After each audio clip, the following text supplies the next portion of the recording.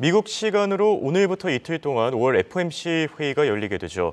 3월 회의 이후에 인플레이션과 통화 정책에 둘러싼 이 불확실성이 상당했던 만큼 이번 회의에서 어떤 결과가 나올지 시장의 이목이 집중되고 있습니다. 미국뿐만 아니라 전 세계의 경제를 생각했을 때 이번 회의에서 묘책이 나와야 되지 않을까 싶은데요. 오늘은 이 문제를 미리 진단해 보겠습니다. 도움 말씀에 한국경제신문의 한상준 논설위원 나와 계십니다. 안녕하십니까? 네, 안녕하십니까? 네, 우선 오늘 미국 증시 다소 주춤한 모습이었습니다. 사실 지난 1분기 GDP가 발표된 이후에 다우지수 무려 700포인트 이상 올랐었죠. 확실히 다른 모습인데 어떻게 보십니까? 네, 숨가빠던 그 퍼스트 리퍼블릭 예. 이렇게 인수 문제에 있어서는 확실히 학습효과가 있는 것 같아요. 3월 달에 그 SVB 사태 있던 것은 예. 미국의 증시가 많이 떨어졌습니다는. 그렇죠. 사실 이번 같은 경우에는 신속히 되는 간결로 인해서 미국 증시에 미치는 영향이 거의 없었다 이렇게 보시면 되겠습니다. 사실 지금 미국의 증시적인 측면은 1분기 성장률 이후에 사실 당시에 성장률 부진 속에서도 주가가 많이 올라간 문제를 다뤘습니다는 그 다음 날도 우리가 미국의 주가가 올랐거든요. 예. 700포인트 정도로 이렇게 볼 때에는 결국 성장률 부진 속에 너무 빨리 올라가니까 이런 논의가 있었죠.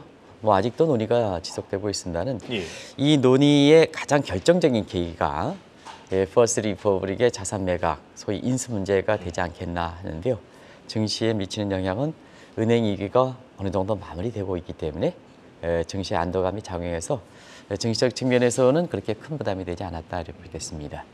오늘 그 관심이 됐던 것은 역시 밀켄 컨퍼런스, 미국판 다보스 포럼이 하는 밀켄 컨퍼런스 얘기가 더 주목됐는데요. 예. 아시겠습니다는 밀켄 컨퍼런스에서 인플레 문제 관련해서 페드를 비롯한 사실 각국 중앙은행이 지난 1년 이상 동안 금리 인상을 통해서 물가를 잡기 위해서 노력했는데요. 예.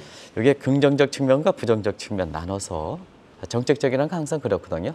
물가를 잡는다면 물가를 잡는 그 수준만 얘기하는 게 아니라 그걸 잡기 위해서 얼마큼 정책 비용이 들어가느냐. 그럼 국민의 세금에 해당되거든요. 그렇죠. 이런 것이 토론하는 내용들이 이렇게 주목을 끌었다 이렇게 보시면 되겠고요. 그 내용은 잠시 후에 페드의 그 회의를 통해서 좀 말씀드리도록 하겠습니다. 그리고 최근에 그 탈달러 얘기가 시청자분한테 언론을 통해서 많이 이렇게 나오는 것 같습니다. 예. 다만 그 탈달러 문제에 대해서는 미국의 외신들에 비해서는 한국 언론들이 가장 많이 다루는 것 같습니다. 한국 언론들이.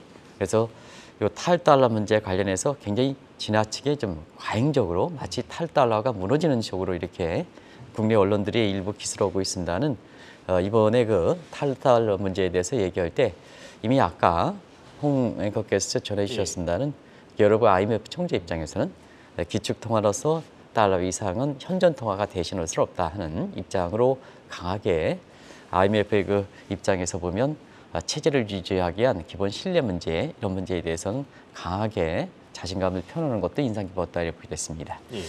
은행 위기 문제에 대해서는 그 JP 모건 CEO와 그다음에 IMF의 그 국제금융 안전변 역할을 하는 IMF 총재의 그 입장이 다소 다르다 하는 것 좀 말씀드리는데요. 예. JP 모건은 마무리된다. 시장은 안전시키긴 했지만 그러나 게오르그와 IMF 총재 입장에서는 은행 위기 문제는 앞으로도 지속될 수 있다. 이게 시스템 위기로 변져서 세계 경제 침체로 다시 우려가 되느냐 하는 이 측면은 페드의 통화정책 측면에서 굉장히 중요한 사실이기 때문에 예. 5월 FOMC의 회의 결과를 예상해 보면서 이 문제가 왜 중요한가를 시청자분들께 전해드리도록 하겠습니다. 네. 또 지난 주말에 우에다 일본은행 신임 총재가 주재하는 첫 회의가 열렸습니다. 정책적으로 변화가 있었습니까? 네, 사실 우리도 정책 변화가 상당히 힘들다 하는 쪽을 계속 말씀드렸습니다. 예. 엔저에 대해서 일본 경제 회복 문제는 지난 10년 동안 효과가 없다는 걸 검토했던 상태이고요.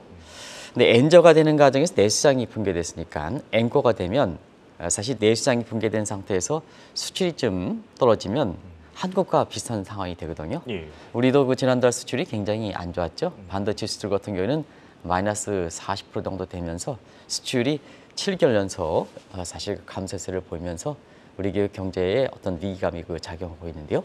일본도 마찬가지다 이렇게 보겠습니다. 예. 그래서 정책을 변화하지 않는 것이 확인되면서 일부의 많은 사람들이 엔화 강세가 되니까 엔화를 사시오, 은행 PB들이 엔화를 사시오 하는데 이 방송을 통해서는 엔화를 사는 게 바람직한 전략은 아닙니다 하는 쪽을 말씀드렸는데요. 예. 역시 예상대로 이번에 우에다가 주재원은 첫 회의에 정책 변화가 없다 보니까 기대했던 사람 중에서는 실망감이 작용하는 거거든요. 그래서 엔달러 환율이 빠르게 올라가서 엔달러 환율이 137엔까지 올라갔습니다. 아마 정영국 PD께서 예. 이 문제가 국내 투자 입장에서는 엔화 투자를 많이 했으니까 지금 137까지 올라갔죠. 그렇네요. 이거 뭐 시청자 여러분 아시겠습니다는 일본은행 회의가 진행되기 전에는 130엔 정도 이렇게 됐습니다. 가파르게 올라가서 아마 엔화를 투자했던 사람들이 상당히 당혹스럽지 않냐 하는 생각이 드는데요. 앞서 말씀드린 같이 이번 회의에서는 좀 뉘앙스라도 예. 지금까지 엔저를 통해서 수출 지향을 한 정책이 사실은 이게 대장성 패러다임이라고 말씀드렸습니다. 그리고 1990년대에 논란이 됐을 때 물가를 안정시켜서 금리를 올려야 된다 하는 입장이 위에노 패러다임이다 이렇게 하는데요. 이걸 이렇게 시정할 것이냐 하는 측면인데 예. 이번 그 회의 과정에서 보면 필요성은 인정했습니다. 마이너스 금리 정책이라든가 엔저 정책에 계속해서 지속될 것이냐 하는 측면에서는 일부 그 일본행 회의에 참여했던 사람들 입장에서는 지금 상태에서는 이 문제는 좀 어느 정도 수정을 가할 필요가 있다는 것은 필요성은 논의됐습니다. 예. 왜 그러냐면 지금 상태에서 엔화가 그 강세가 될 때는 사실은 일본 국민들이 엔화 약세에 따른 수일 물가 상승에 따라서 인플레 고충이 상당히 심해졌던 상황이거든요. 그러면 엔화 강세 쪽으로 이렇게 간다면 이 부분에 대한 인플레에 대한 국민들의 고충 부담을 좀 줄어들 수가 있고 예. 두 번째는 엔화가 그 강세가 되면 사실 그 내수장을 궁극적으로 키워야 되거든요. 그 내수장을 키운다는 이런 측면에서 보면 지난 10년 동안 유지했던 마이너스 금리 정책이라든가 아베노믹스를 좀 수정을 가야 되지 않느냐 하는데요. 단기간에 급격히 올라가기에는 급격히 변화를 주기에는 어렵기 때문에 이번엔 정책이 그냥 플랫하게 변화가 없는 상태에서 끝났다. 그래서 기대가 실망으로 작으면서 엔화가 빠르게 약세가 되는 이런 국면이 됐다 이렇게 보겠습니다. 아마 이 대목은 이번에 연휴 기간 동안에 예. 또 이번 주말부터 연휴 기간 동안에 일본에 다녀오신 분들 같은 경우에는 또 다녀오실 계획이 있으신 분들은 엔화 약세에 따라서 좀 나름대로 환차익을 예. 좀 여행 부담이 좀 줄어들지 않겠느냐 피부적으로 느낄 것 같습니다. 예, 그렇죠. 3일 동안 그 피부적으로 느끼셨을 거라고 생각하는데요.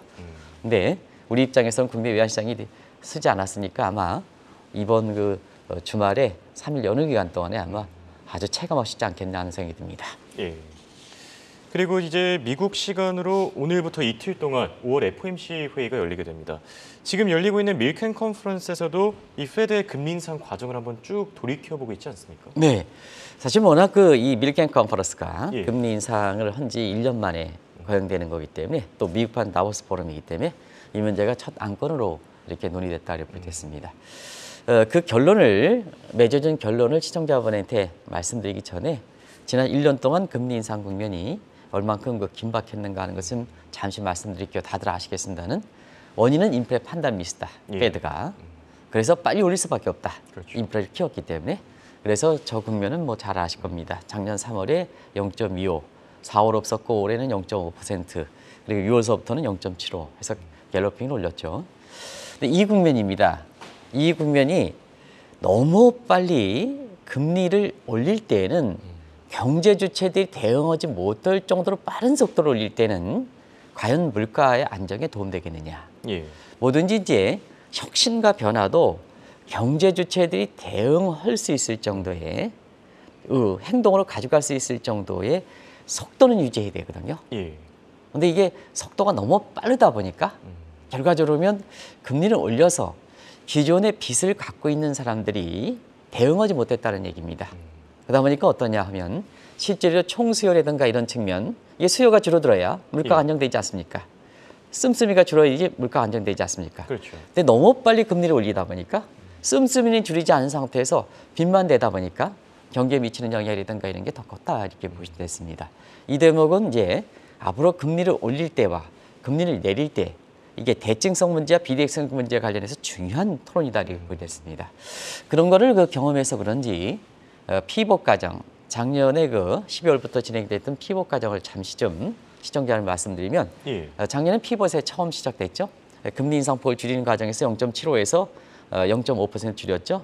근데 1월 달에는 0.25, 3월 달에 0.25, 이번 달에 0.25. 그러면 작년에 그 금리를 올린 과정에서의 어떤 실패의 교훈을 바탕으로 해서 금리를 내릴 때 사실 그 속도를 갖고 경제 주체들이 대응할 수 있을 정도로 금리 인상폭의 속도를 조절하는 것이 아니냐 하는 측면인데요.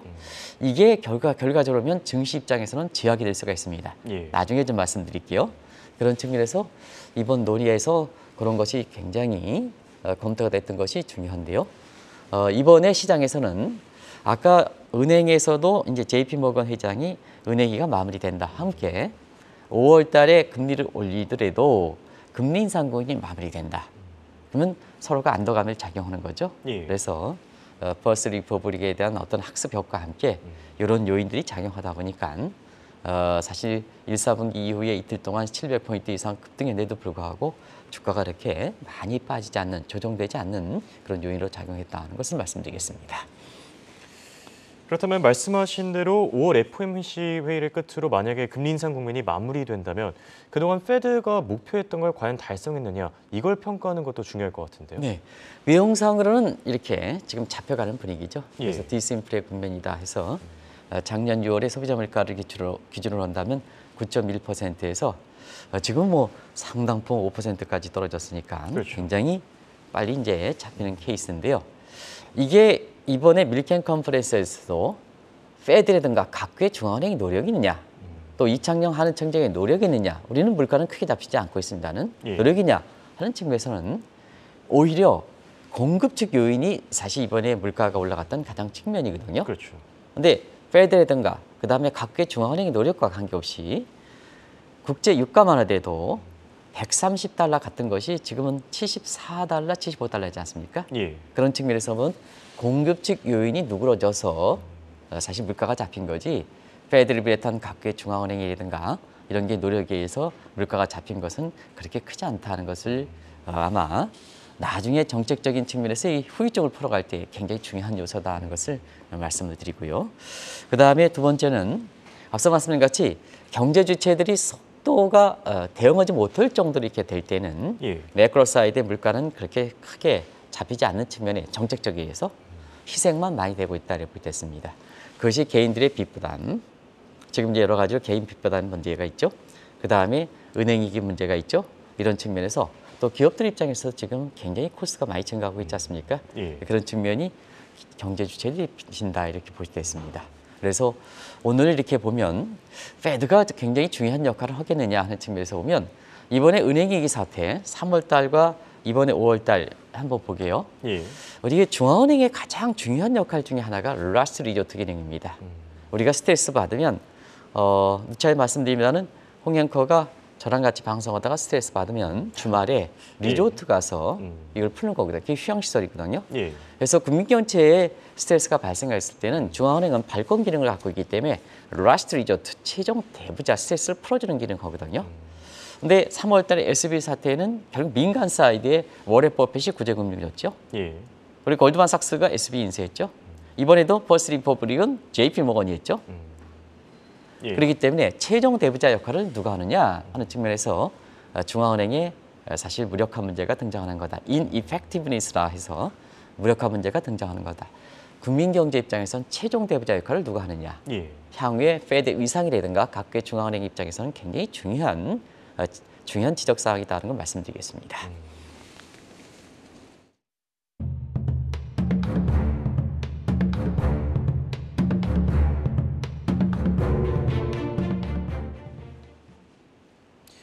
최근 시장 분위기를 보면 말이죠. 1분기 GDP 발표 이후에 확실히 금리 인상보다는 금리 인하 가능성에 대한 얘기가 많이 나오고 있는 것 같습니다. 네, 사실 1분기의 성장률의 둔화 속도가 예.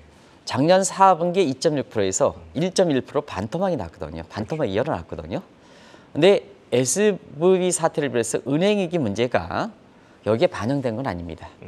우리가 SVB 문제가 3월 중순부터 터져가지고 예. 신용경색 문제가 4월 달, 그 다음에 5월 달 다시 퍼스트 리퍼블릭 이게 문제가 터졌지 않습니까? 그렇죠. 그런 과정에서는 4월 달, 5월 달에 GDP의 성장률을 반영하는 2분기 성장률이 굉장히 안 좋을 수가 있다는 얘기입니다. 그런 과정에서 보면 자, 페드 입장에서는 지금까지 역할을 하지 못한 상태에서 이 경기 둔화 문제가 워낙 그렇게 빠른 속도로 둔화되기 때문에 예. 이 문제를 풀어가기 위해서는 자, 재정 사이드에서는 지금 부채 한도가 우리가 예상한 대로 4월 이후서부터 세수가 많이 감소된다.